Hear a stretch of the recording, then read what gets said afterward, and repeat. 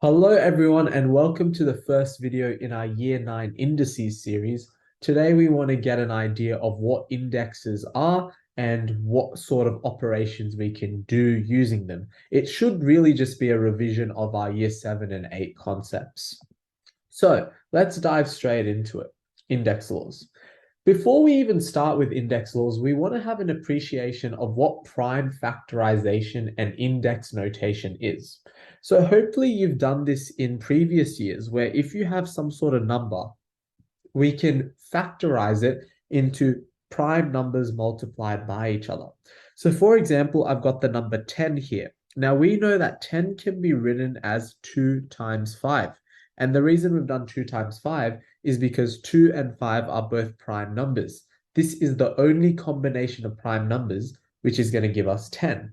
Another example might be 20. 20 we know is 2 times 10. Now we know 10 isn't a prime number. It can be further factorized into 2 times 5. So we can say that 20 is the same as 2 times 2 times 5. And we can further simplify that and say, well, 2 times 2 is just 2 squared. So it'll be 2 squared times 5. Now, hopefully you've done that before. But did you know we can use our calculator to help us with this function? So let's take the number 60, for example. First, I want you to press the number 60 into your calculator. Then I want you to press the shift button over here. So the shift button. And then I want you to press this button over here, which has a bunch of commas. And really, we're looking for the factorize button. So the bunch of comma buttons right there. And then if you press equals, your calculator should actually spit out what the prime factorization of 60 is. And in this case, it's 2 squared times 3 times 5. Now, we're just going to put up a video on screen for you now if that didn't make sense. So hopefully you know now how to factorize 60. Play the video. We're going to display a number as a product of its prime factors. We're going to use the number 60. So enter 60 and press equals. It should be displayed on your answer line. We're going to use the function fact. In order to be able to access this function, we need to press the shift key first. So press shift and then the button. Here we can see 60 displayed as a product of its prime factors. 2 squared times 3 times 5. We're able to change the number back by pressing shift and fact once more.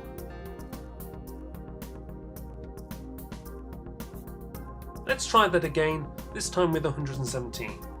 Enter the number and press equals, and then the function is shift and fact. Notice how there's a little S displayed in the top left hand corner indicating that the shift function has been activated. And here's our answer, 3 squared times 13. We can also use this function to check if a number is prime. We're going to use the example of 661. Enter the number and press equals. Then press shift and fact. The number doesn't change, indicating that we are displaying the number as a prime factor, and therefore the number 661 must be a prime number. It's a very good way of checking a higher number to see if it is prime. Let's try another number in the region of 661. Let's try 667. Enter the number and press equals, and then shift and fact. The number has been displayed as 23 times 29, indicating that 667 is a product of those two numbers and is not prime. So hopefully the video made sense. Now let's express the following in index notation or as a product of powers of primes. Now here we have a number which is 7 times 7 times 7 times 7 times 3 times 3 times 2 times 2. Now we know that we really don't want to be writing out these long numbers because it really just gets tedious. So using index notation, we can actually condense this. We can see it's 7 times 7 times 7. So there's 4 sevens. So really that's the same as just saying 7 to the power of 4. Then we have multiplied by 3 times 3. Now we know 3 times 3 is really just 3 squared or 3 to the power of 2. So we can write it like that. And then we have 2 times 2, which is also the same as just saying 2 squared, or 2 to the power of 2. So we can see now with example 1 how we've been able to condense this really long, ugly looking equation into something much more simpler. Now with question 2, we've been asked to express 66,150 as the product of primes. Now we can either use our calculator to do this, which I would strongly urge you to do, or you can do this manually. So we can start off with 66,150 and then say, well, that's divisible by 2, which is a prime number. So if it's divisible by 2, our other divisor is going to be 33,075.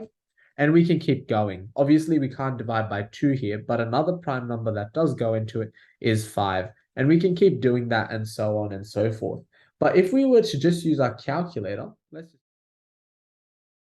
we get an answer of 2 times 3 cubed times 5 squared times 7 squared. So hopefully you've learned in this part of our video on just how to use our calculator for prime factorizations. Now, let's have a quick review of what the index laws are. So our first index law is a to the power of m times a to the power of n is equal to a to the power of m plus n. Now, if we want to quickly prove this, well, we know that a to the power of m is just the same as saying a times a times a and m times. So m number of times here. And a to the power of n is just a times a times a times a n times. Now we know if we were to multiply these guys together, so a to the power of m times a to the power of n, we're going to get a times a times a. So m times over here, and then another n times over here. So in total, how many a times a's do we have? Well, we have m plus n a's. And so that's why it's going to equal a to the power of m plus n. Now, I'm not going to prove the rest of them because it really is just a similar kind of concept. But in the comments, if you would like a separate video on how to prove these index laws, then go ahead and comment and we'll make a separate video on that. But for now, I just want to go through the rest of the index laws. We can see a to the power of m divided by a to the power of n is a to the power of m minus n. A to the power of m to the power of n is equal to a to the power of mn. That's just raising a power to a power. We have ab to the power of m is equal to a to the power of m times b to the power of m. And we have a over b to the power of m is a to the power of m over b to the power of m, which is very similar to index law 4. So let's actually try and apply these to some easy examples. Let's first simplify this question here.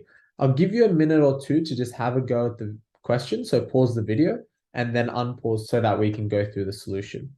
So we have y cubed to the power of 4 divided by y to the power of 4 all squared. So how are we going to first simplify this? I always want to start by simplifying the numerator, then simplifying the denominator, and then seeing what we can do from there. So the first rule we want to use is a to the power of m to the power of n is equal to a to the power of mn. And that's going to be useful for both our numerator and our denominator. We can see y to the power of 3 to the power of 4 means we're going to get y to the power of 3 times 4 on the top. And on the bottom, we're going to get y to the power of 4 times 2. That means we're going to get y to the power of 12 on the top and y to the power of 8 on the bottom. And now using a different rule, which was a to the power of m over a to the power of n is equal to a to the power of m minus n, we can use that over here and say, well, that's just going to be y to the power of 12 minus 8, which is equal to y to the power of 4. And that is our most simple form of this question. Now let's move on to another example. 2a squared times b all cubed times 3ab cubed. How do we simplify that? Well, with this question, let's first use the ab to the power of m is equal to a to the power of m, b to the power of m concept first. So this 3 is essentially going to be applying itself to every single one of these things in the brackets. So we're going to get 2 cubed, a squared cubed, and b cubed times 3ab cubed. Now we want to simplify further and say, well, 2 cubed, that's just going to be 8, because 2 times 2 times 2 is 8. We know a squared to the power of 3. Here we're going to be multiplying the powers. So it's going to be a to the power of 2 times 3, which is 6. Then we have b cubed times 3ab cubed. Now here what we do is we multiply the numbers, we multiply the a's, and we multiply the b's separately. So 8 times 3, that's 24. A to the power of 6 times a. So here we're not powering them, we're actually multiplying them. So we add the powers. So that'll be a to the power of 7. And then same thing with the b's. We've got b to the power of 3 times b to the power of 3. So that's just going to be b to the power of 3 plus 3, which is 6. And so our final answer is 24 times a to the power of 7, b to the power of 6. Let's move on to another example. 3 bracket x cubed y all squared over x squared y all squared divided by 9x to the 4 y squared over 2x cubed y all squared. Now, how on earth do we do this? First thing I like to do is, because we're doing a fraction divided by a fraction, I always want to just change that into multiplying by the reciprocal. The way I like to remember things is keep, change, flip. So KCF. So if you've got a fraction divided by a fraction, we keep the first fraction, change the division to a multiply, and then flip the other fraction. So let's just quickly write that down. We've got 3 times x cubed y all squared over x squared y all squared times 2x cubed y squared over 9x to the 4 y squared. Now, where do we go from here? Well, personally, I'd like to use the squares and just get rid of as many brackets as possible. So a common mistake people do is they look at this square and say, okay, that square must apply to the 3 as well, which is simply not true because the 3 is not in the brackets. So what we need to do is we need to keep the 3 there. The square is happening to the x cubed, so it becomes x to the power 6 because 2 times 3 is 6. And it becomes y squared because y to the power of 1 squared is just y squared. Over, here the square is applying to the x squared and the y, so it becomes x to the power of 4 y squared times, here our square is applying to the 2 because you can see the 2 is in the brackets. So we're going to be doing 2 squared, which is 4. Then we have x cubed squared, so we multiply in this case, so it's x to the power of 6. And then y squared, which is just y squared, over 9 to the power of 9 times x to the power of 4 y squared. We didn't have to do anything here. Now, depending on your personal preference, you can either start canceling straight away, or you can multiply them and then cancel at the end. I personally like to cancel at this point because I can see quite a few things that are going to be canceling. I can see this y squared is going to cancel out with this y squared. I can see another y squared that's going to cancel out with a y squared. And now you can see we have an x to the power of 6 over x to the power of 4. And we know x to the power of 6, I'll just write it over here, x to the power of 6 over x to the power of 4 is just equal to x to the power of 6 minus 4, which is x squared. So that means we can cancel this out and just write x squared. It's getting a bit messy, but same thing applies here. X to the power of 6 over x to the power of 4, we can cancel that out and just write x squared on the top. So now we have 3x squared over nothing, so it's just over 1, times 4x squared over 9.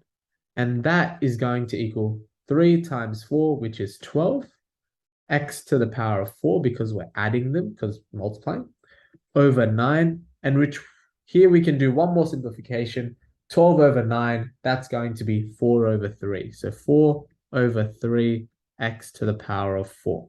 So that is our final answer. Now let's move on to another easy example. So here we have x cubed is equal to 2 to the power of 15. How do we solve this? There's a few different ways. The simplest way is to power each one by its reciprocal, because we're trying to find for x, right?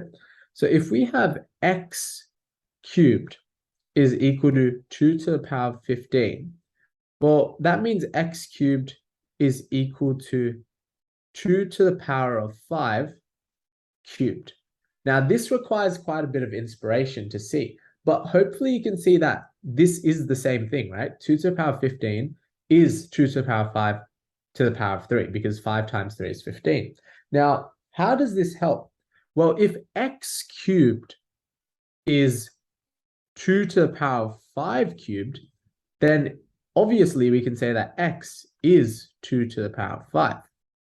Another method is by powering both sides to the power of 1/3. Now, why does this work? Well, if we have x cubed is equal to 2 to the power of 15, remember, because we have an equation, whatever I do to the left-hand side, I can do to the right-hand side, and the equation is still true. So, if I power x cubed to the power of 1/3, then I should also power 2 to the power of 15 to the power of 1/3. Now, why is this useful? Because what is this left-hand side? 3 times 1/3. That's going to be 1, because 3 over 3 is 1. So that means we're left with x to the power of 1, or simply just x on this left-hand side. So we're making x the subject.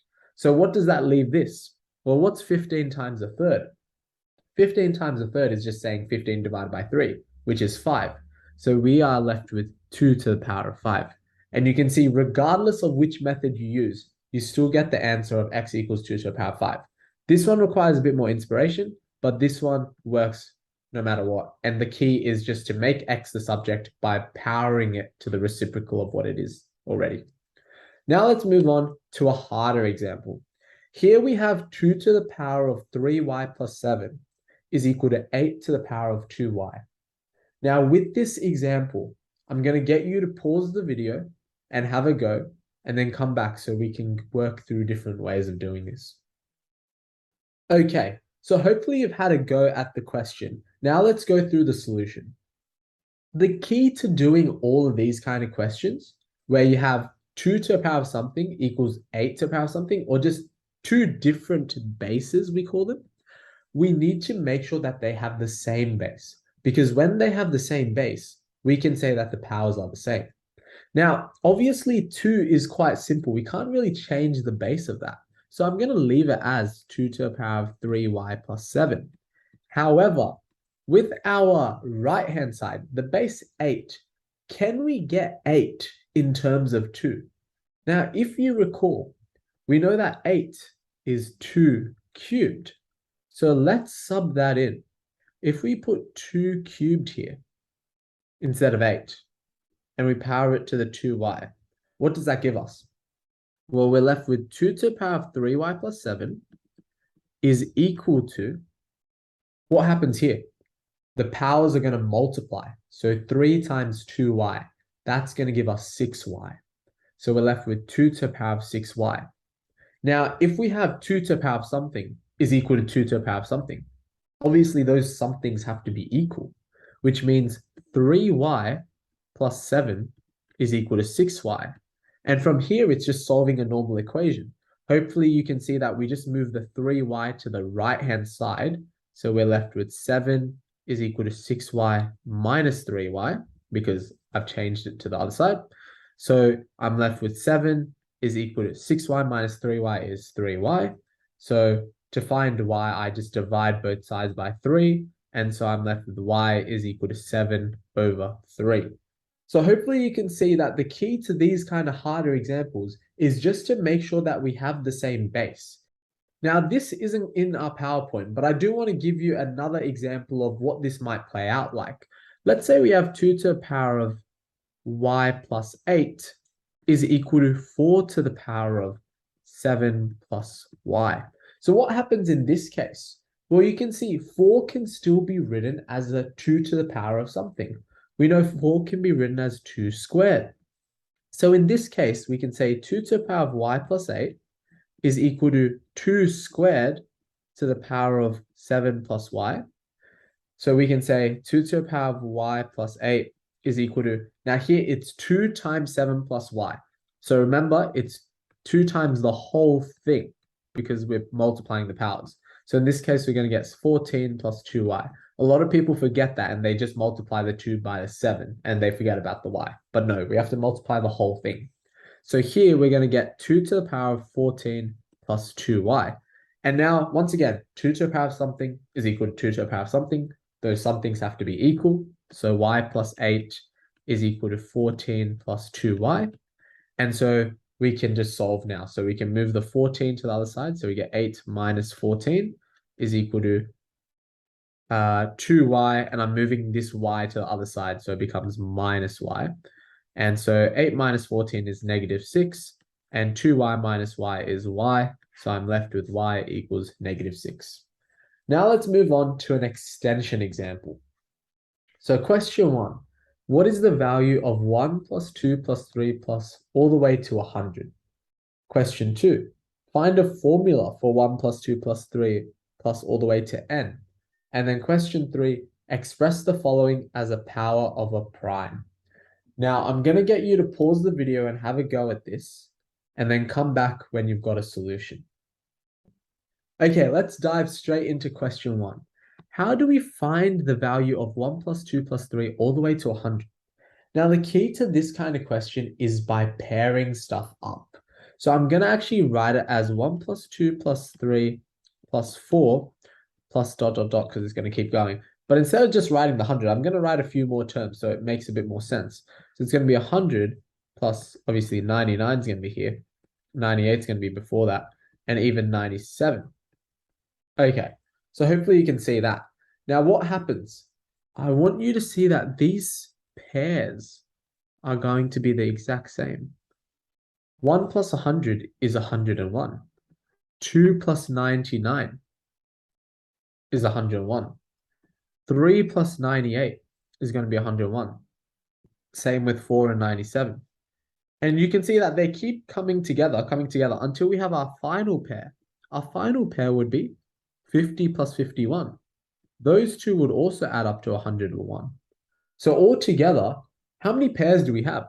1 pair, 2 pair, 3 pair, 4 pair, all the way till 50. So 50 pairs. Now, that's how we do this question. So we have 50 pairs of 101. So if we were to get the answer, we would just say 50 times 101. And now you can either put this in your calculator or hopefully do it in your head. 50 times 101 is simply going to be 5,050. And so our answer for question 1 is 5,050. Okay, now let's do question 2. 1 plus 2 plus 3 all the way to n for even values of n. How do we do this? Well, for this kind of question, we're going to be using the exact same principle. We want to be using pairs. So let's write them up. 1 plus 2 plus 3 plus dot dot dot plus. Now we're going to end up at n. Now what's the number before n? It's going to be n minus 1, right? Like the number before 14 is 13, which is 14 minus 1. So we have n minus 1 here. Write that as a number. And we also have n minus 2 here. That's also going to be a number before, right? So what happens? We pair them up. 1 plus n is n plus 1. That's a pair. 2 plus n minus 1. What does that equal? So let's just write that down over here, just because it might be a bit confusing. 2 plus n minus 1. 2 plus negative 1 is plus 1. So we have n plus 1. So this is also n plus 1. And you can see 3 and n minus 2 is also going to add up to n minus 1. N plus 1. So each pair is adding up to n plus 1. Now, how many pairs do we have? Remember with the case with 100, we had 50 pairs, half of 100. So here we have half of n. How many pairs do we have? We have n over 2 pairs. Okay? And the fact that they've said n is even means that this is going to be a whole number. So What's our answer for question 2? Well, we have n over 2 pairs of n plus 1, which means our answer is going to be n over 2 times n plus 1. And so that's our answer for question 2. Now with question 3, the question states, hence express the following as a power of a prime. So how do we do this? Well, here's the crazy thing about this question. We have 2 times 4. Now we can say, oh, that's equal to 8. And then times by another 8, so that's equal to 64. But that's not going to do any good here, because what you can notice though, hopefully you can notice this, is 2, 4, 8, 16. They're all multiples of 2. They're all 2 to the power of something. So really what we have here is 2 to the power of 1 times 2 to the power of 2, because 2 squared is 4, times 2 to the power of 3, times 2 to the power of 4, times dot, dot, dot, times 2 to the power of n. Now, why is this a powerful idea? Because what is this whole video about? Index laws. We can add these indices up. So we can say this is equal to 2 to the power of 1 plus 2 plus 3 plus 4 plus all the way to n. Now, why do you think we had the first 2 questions? Because this little thing over here is the exact same as this thing over here. And we figured out a formula for that. N over 2 times n plus 1. So therefore, we can say the answer is 2 to the power of n over 2 times n plus 1. Now that's quite interesting, right? This is much more simple than something like this. And so that is the answer to our final part of our extension example. Now, don't worry if you didn't understand all of that extension example. It is quite advanced for year 9. However, that wraps up the first video in our year 9 indices series. Hopefully we'll catch you in the next one, where we'll be talking a bit more about fractional negative indices and a bit more about the hands-on stuff regarding indices. So hope to see you there.